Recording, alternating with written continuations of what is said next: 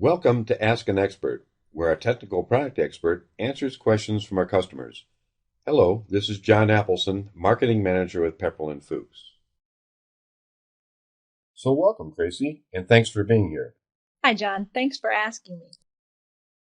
The first question asks about one particular INX 360D inclination sensor.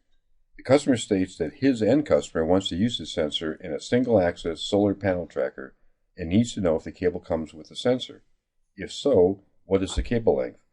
If we do not provide the cable, what are the specifications? Tracy, what advice can you provide here? The 8.5 M at the end of the model the customer is looking at refers to the fact that this sensor includes 8.5 meter attached cable ending in flying leads. This pretty much answers all the customer's questions, but I would also add that 8.5 meters is not one of our standard cable lengths, so this particular model is not readily available. Our standard cable length for inclination sensors is 5 meters, and these are typically stocked. If a longer connection cable is required for an application, we also stock a connector version of the sensor, as well as mating cord sets in a variety of lengths, including 10, 15, and 20 meters.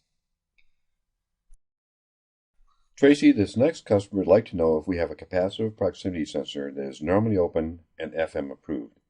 The sensor will be installed in a bulk solvent delivery system drip leg to indicate the presence of liquid. He goes on to explain it will be installed on a sight glass. First of all, our capacitive sensors are FM approved, and we have FM control drawings we can send to customers that specify how these devices must be installed in the hazardous area. We offer capacitive sensors with intrinsically safe output, which require the use of an isolated switch amplifier, but upon questioning, I found that this customer has a Class 1 Div 2 area, where intrinsic safety is not a requirement, so he can use one of our standard capacitive sensors as long as he follows NEC guidelines for Class 1 Div 2. The second part of this question has to do with where the sensor is to be mounted in relation to the liquid to be detected. This is a double-walled sight glass for liquid, which means that a capacitive sensor would need to be able to effectively ignore both walls, but still detect the liquid inside. In such an application, it's best to use a model with sensitivity adjustment and perform testing to be sure the target liquid is consistently detected without any false signals caused by the sight glass. My recommendation for this application is CCN 1530GS60E2V1. Tracy, this next question regards light spot representation. The customer would like to detect a 1 millimeter spot of UV glue. Tracy, what are your thoughts?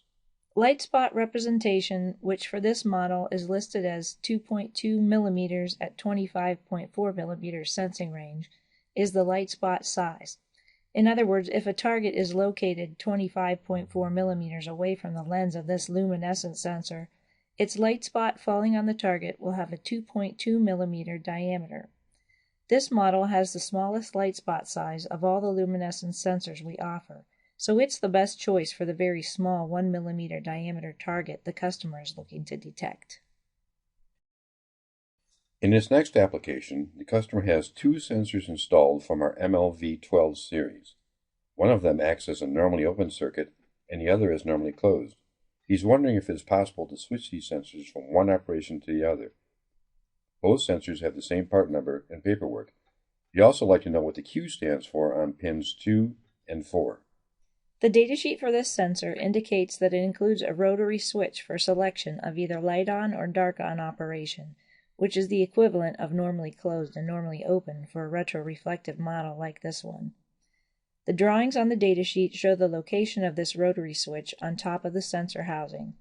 To change the operating mode, simply turn the switch with a screwdriver either clockwise for dark on or counterclockwise for light on operation.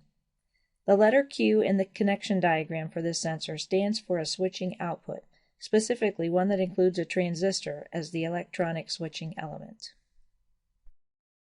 For our last question, the customer would like to know what it means when 16 by 360 degrees is listed as the maximum number for our UVM 36M series absolute encoder. He's also wondering how it can be 16-bit resolution and 12 bits per turn resolution at the same time. Tracy, can you clarify? UVM 36M is a series of magnetic absolute multi-turned rotary encoders. 360 degrees of shaft rotation is one revolution, and this encoder will generate absolute position output over a maximum of 16 revolutions, which can be expressed as 16 by 360 degrees of measuring range.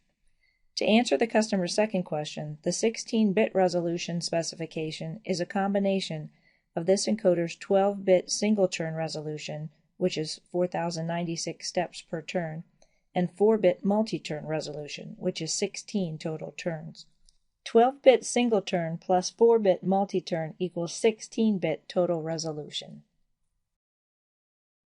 Well, that concludes this segment of Ask an Expert. I want to thank Tracy for joining me today and thank our audience as well. For additional information, here are 5 easy ways to connect with us.